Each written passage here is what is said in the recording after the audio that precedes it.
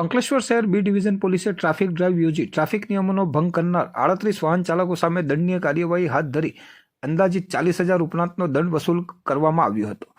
અંકલેશ્વરમાં રોજિંદા પ્રતિન ચોકડીથી લઈને વાલિયા ચોકડી વચ્ચેના માર્ગ પર ટ્રાફિક જામની વિકટ સમસ્યા સર્જાઈ છે, જેને લઈ પોલીસ દ્વારા થોડા દિવસ અગાઉ દબાણ હટાવ ઝુંબેશ હાથ ધરવામાં આવ્યું હતું. સાથે જ શહેર અને જીઆઈડીસી વિસ્તારમાં પાછલા 2 સપ્તાહ ઉપરાંતથી આડેધડ પાર્ક થતા વાહનો લોક કરવામાં આવી રહ્યા છે, પરંતુ તેમ છતાં કેટલાક વાહન ચાલકો ટ્રાફિકના નિયમોનું પાલન ન કરતા પોલીસે ગતરોજ વીકેન્ડમાં ટ્રાફિક ડ્રાઈવ યોજી હતી, જેમાં હમ નહીં સુધરેંગે વાળા વાહન ચાલકો સામે ટ્રાફિક નિયમોનું ભંગ કરવા બદલ દંડનીય કાર્યવાહી કરવામાં આવી હતી.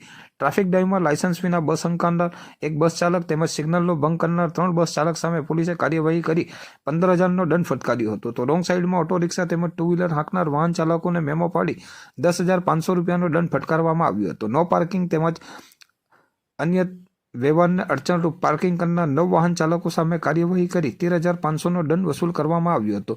આમ ટ્રાફિક નિયમોનો ભંગ કરનાર 38 વાહન ચાલકો સામે પોલીસે કાર્યવાહી કરી અંદાજિત 40,000 ઉપરાંતનો દંડ વસૂલ કર્યો હતો.